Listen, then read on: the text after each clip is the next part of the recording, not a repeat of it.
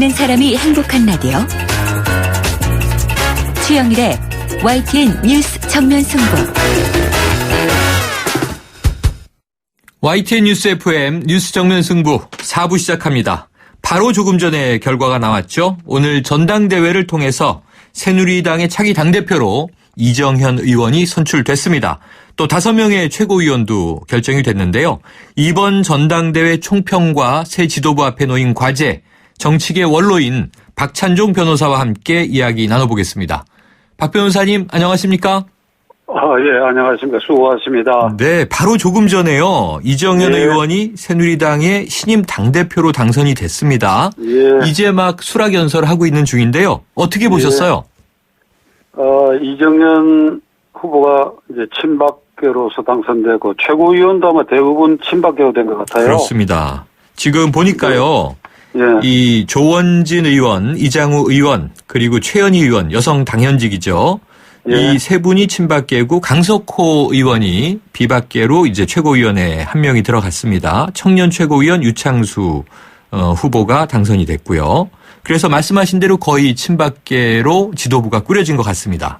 그러니까 친박계가 이제 이번에는 이제 당헌상 대표 최고위원이 이제 전권을 갖게 됐지요. 네네. 그 인사나 모든 당론 결정권에 있어서 나머지 최고위원들과 협의만 할 따름이지 거기에서 합의할 필요가 없거든. 합의. 네네. 그러니까 최고위원회에서 이제 어떤 안건이 부의되면 대표 최고위원이 최고위원들 의견만 듣는 것이니까. 네. 그지? 그러니까 자기가 일방적으로 언제든지 결정할 수가 있죠. 의견만 듣고.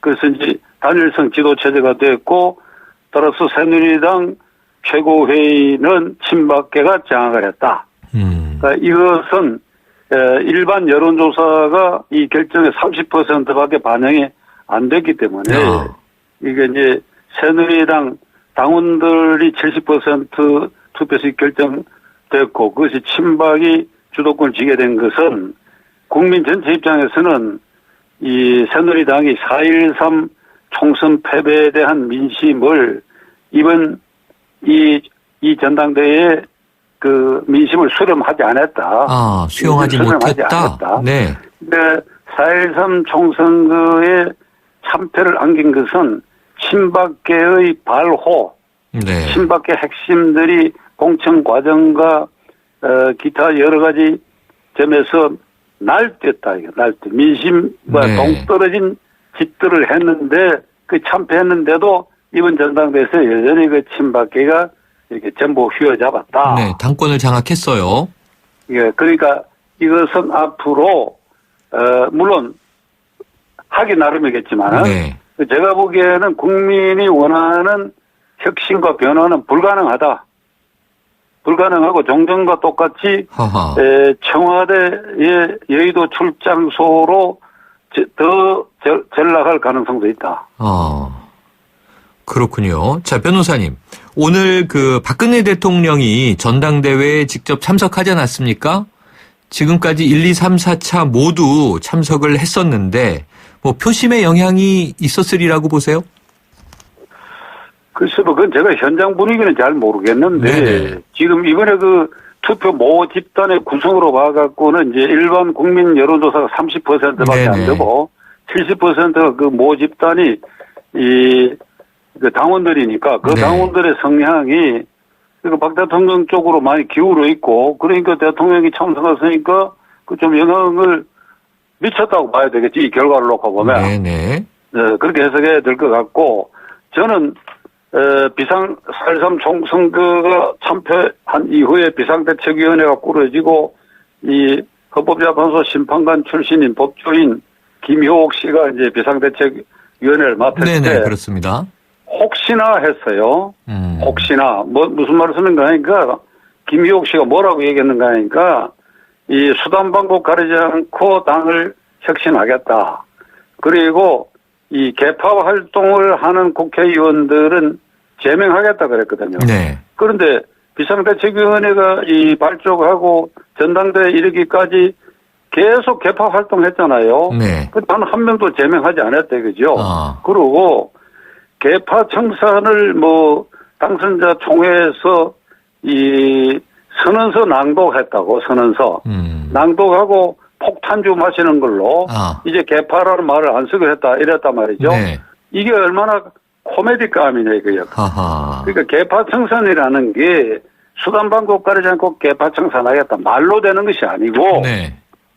이 틀을 깨야 된다고 틀. 틀이 무슨 틀이냐 하면 네. 현재 당헌 당규상 이 규정되어 있는 이 틀은 대표와 최고위원회에서 이를테면 당론 결정권과 각급 공천 후보자에 대한 공천권에 영향을 미칠 수 있도록 당권을 중앙 집권 체제에서 중앙당에 갖고 와가지고 그걸 네.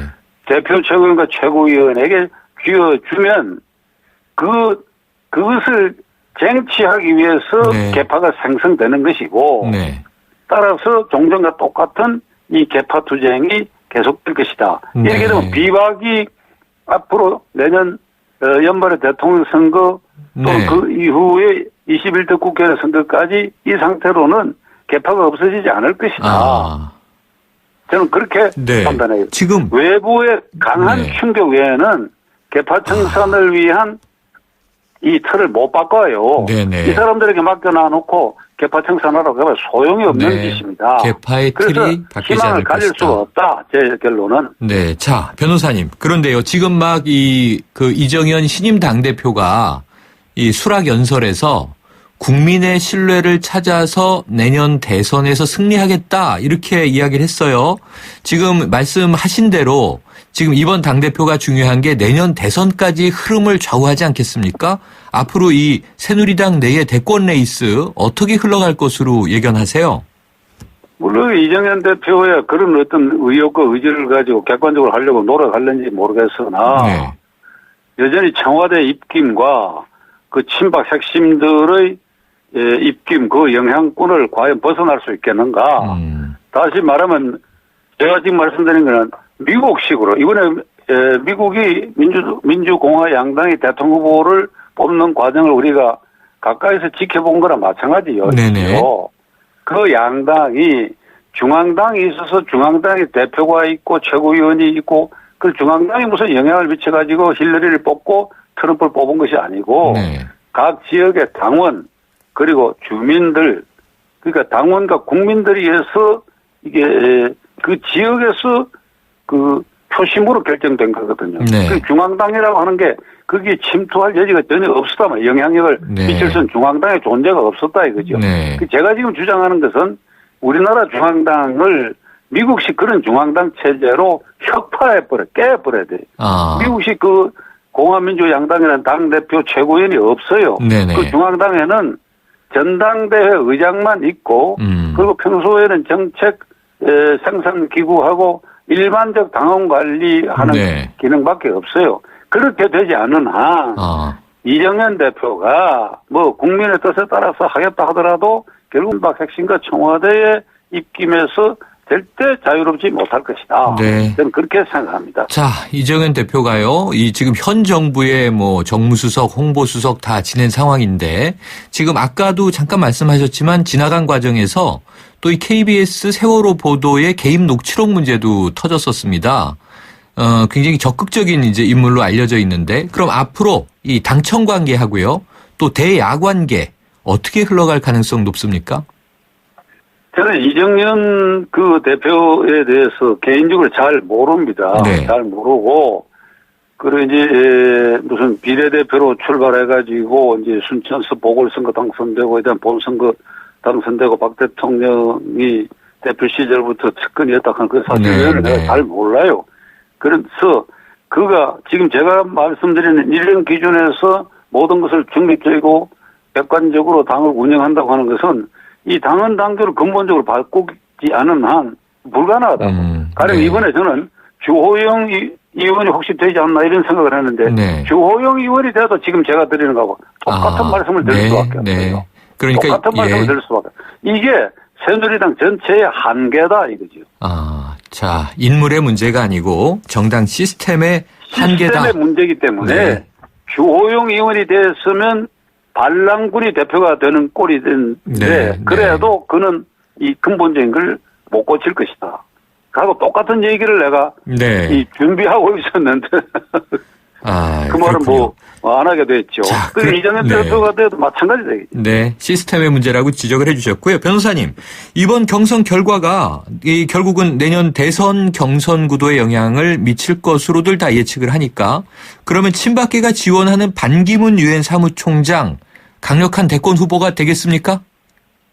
지금 아마 상당한 격돌이 예정됩니다. 격돌. 비박은 이제 김무성, 유승민, 오세훈 이런 사람들이 친박이 반기문 밀면 이제 그 격돌하고 이쪽도 경우에 따라서는 막바지에 단일화하든지 해가지고 아마 세게 붙을 가능성이 있죠. 알겠습니다. 세게 붙을 것이다.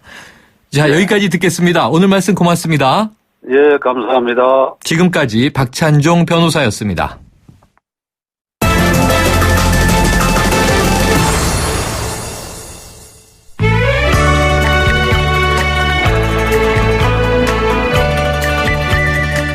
멀고도 가까운 나라 중국은 지금 차이나 투데이.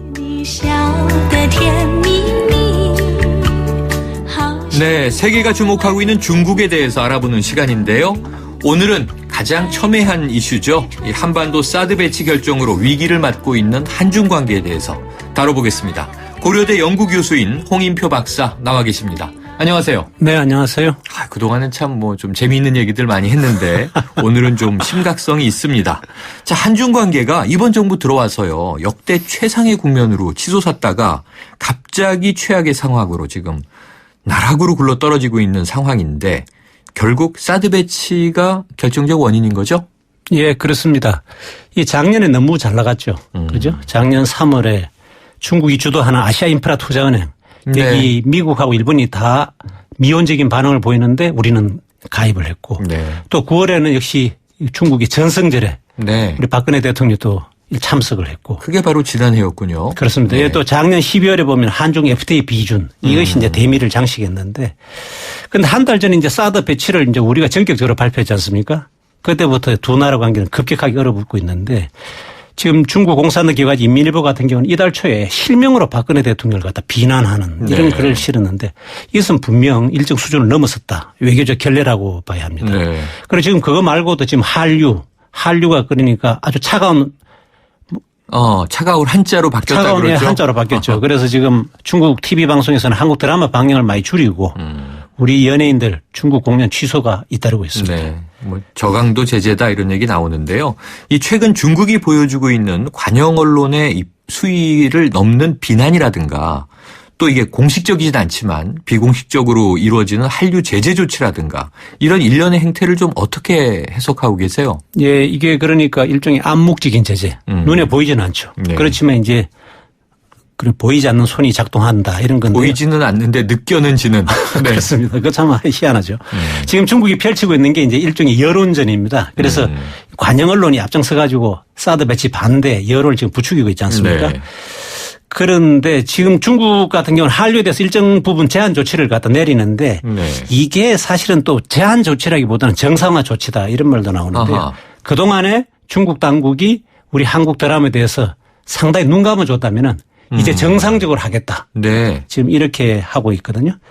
그래서 중국의 이런 방송 관련 담당 부처가 광전총국이라는 데인데. 많이 얘기 나오더라고요. 그렇죠. 여기는 이제 신문방송에 관해서 생사 여탈권을 쥐고 있으니까 여기서 전화를 갖다가 이렇게 각 방송국에 전화를 해서 한국 드라마 좀 신경 좀 써라. 전화 한 통하면 다 알아서 알겠습니다 하고 이제. 언론사에서. 방송사나. 네, 방송사에서 이제 이렇게 알아서 행동을 하는 이런 상황입니다. 그렇군요. 이 중국의 이 사드 비난 여론이요.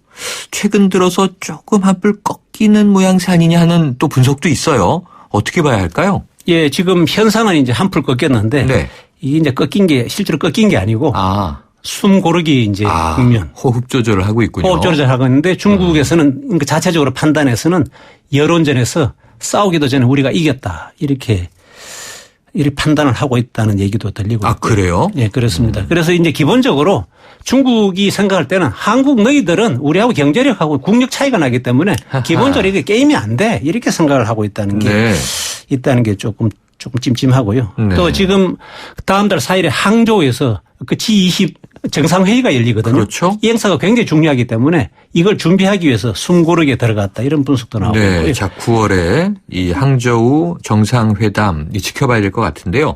이렇게 두 나라 관계가 흔들리는 것의 근본적인 이유가 서로를 잘 몰랐다. 아직 잘 모르는 거 아니냐. 착시 현상 아니냐. 이런 분석도 있죠. 그렇습니다. 우리가 20년 만에 이렇게 가깝게 되니까 외교 사상 최고의 기적이다 이런 말도 많이 하고 했는데 그랬었죠. 결과적으로 지금 와서 보니까 서로가 서로를 잘 몰랐다는 건데 이른바 일종의 착시 현상이 불러왔다 이런 얘기가 있습니다. 우리는 중국이 가까우니까 이런 북핵 문제를 갖다가 이렇게 놓고 볼 때 북한을 상대로 해서 좀 더 세게 밀어붙일 수 있지 않는가 이렇게 생각했는데 네. 우리 예상과 달리 중국의 대북 제재는 미지근했다 이런 거고요. 그런데 중국은 또 생각이 다릅니다. 뭐냐 하면은 일단 북한이 핵을 개발하고 미사일하고 쏘는 것이 네. 한국하고 미국 때문이다. 한국하고 미국이 북한에 대해서 세게 밀어붙이기 때문에 네. 얘들이 도발을 하는 거다 이렇게 보고 있고 아하. 그래서 당신들이 해결해야 될 문제를 갖다 왜 우리한테 덤터기를 씌우느냐 네. 이렇게 또 생각을 하고 있거든요. 그리고 또 중국 입장에서는 김정은 정권이 무너지는 게 좋으냐 아니면 핵무기를 가지고 있더라도 북한 정권이 유지되는 게 좋으냐 네. 어느 게 중국의 국익을 감안할 때 좋은 거냐 했을 때 차라리 김정은 체제가 그대로 유지하면서 핵을 가지고 있는 게 더 낫다라고 생각을 하고 있거든요. 왜 그럴까요? 그게 왜냐하면은 김정은 정권이 무너진다. 네. 2천만 명이 넘는 북한 주민들이 완전히 난민이 돼서 아하. 중국의 동북지방으로 올 거 아닙니까? 마치 유럽 같은 사태가 날까 봐. 그렇죠. 그러면 네. 중국 경제는 한 방에 가는 거거든요. 네. 그래서 그걸 갖다 우려하는 거죠. 그건 우리도 더 마찬가지 아닙니까? 이 또 동포 입장에서. 자, 그러면요. 결국 앞으로 한중 관계는 어떻게 진행될 것으로 전망하세요? 예, 제가 보기에 당분간 냉각기는 이제 불가피하다는 거고요. 어떻게 보면은 이제 우리가 사드 배치를 포기하면 모르겠지만 네. 현실적으로 불가능한 일 아닙니까? 그렇기 때문에 앞으로 최악의 국면까지 치달을 가능성이 있다는 거고 네. 지금 중국이 희망 감정, 네티즌을 중심으로 해가지고 굉장히 고조되고 있습니다. 그리고 여기 중요한 거는 서로 감정적인 대응하지 말자는 거죠. 냉정하게 현실을 직시하자. 차라리 냉정하게. 네, 이렇게 주문하고 싶고요. 앞으로 여기 문제는 중국이 국력이 커지면서 네. 중국하고 미국이 싸우는 일이 많을 겁니다. 그래서 우리는 선택을 강요당하는 거예요. 네. 미국 편을 들래, 중국 편을 들래. 참 그럴 경우에 우리는 불가피하게 미국 쪽을 선택할 수밖에 없는 현실적인 제약이 있다. 이렇게 말씀드릴 수 그렇겠죠. 또 역사적인 문제이기도 하고요. 그렇습니다. 이게 좀 남녀 간의 연애 관계 같은 느낌인 것이 서로 감정이 고조됐을 때는 꼬투리 하나 잡으면 밑도 끝도 없이 싸우게 되지 않습니까? 좀 쿨다운의 기간이 필요할 텐데 지금 냉각기가 필요하다. 한 얼마나 갈 거로 보세요? 이게 중요한 거는 뭐냐면은 내년 말까지 사드 배치가 그렇죠. 결정이 돼야 되지 않습니까? 네. 그러니까 적어도 내년 말은 넘어가야 된다 봐야죠. 알겠습니다. 자, 오늘 말씀 여기까지 듣죠. 고맙습니다. 네, 감사합니다. 지금까지 홍인표 고려대 연구교수였습니다. 새로운 길은 그 길을 찾는 사람에게만 보인다. 블랙야크 세계 스포츠 용품 박람회 이스포 2016년 역대 최다 부문 11관왕 달성. 남이 가지 않은 길을 묵묵히 걸어나가는 야크로드의 정신으로 블랙야크가 세계 정상을 향해 갑니다. 세상은 문 밖에 있다. 블랙야크. 더 넥스트 스파크 한국자동차 산업협회 기준 2016 상반기 경차 판매 1위. 감사의 마음으로 준비한 혜택. 스파크를 구매하는 선착순 5,000분께 100만 원 할인. 지금은 스파크 전성시대. 60개월 할부 이용 조건. 이자율 4.9%. 할부원금 500만 원 이상. 8월 31일까지 홈페이지 참조. Chevrolet. Find new roads. 어라 성주형 요즘 잘 벌더니 냉장고가 2대네? 한 대인데? 위아래 문이 4개인데? 야, 문 4개가 요즘엔 대세야. 너도 바꿔. 롯데 하이마트 냉장고 대전. 특가에 캐시백, 무이자 카드 혜택까지. 혜원아 냉장고 바꿔줄게. 하이마트로 가요. 8월 5일부터 29일까지 자세한 행사 내용은 매장에 문의. 올여름 미스터 피자를 부르면 치킨도 오시고요. 8월 25일까지 프리미엄 피자 라지 배달 주문 시 순살 치킨이 무료. 미스터 피자 치킨 드림.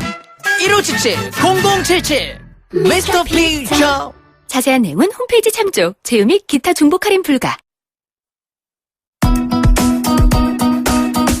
네, YTN 뉴스 FM 뉴스 정면 승부. 오늘 준비한 내용은 여기까지입니다. 지금까지 프로듀서 박준범, 작가 홍기희, 강현지, 기술감독 안홍진, 김경수, 진행의 최영일이었습니다. 내일 뵙겠습니다.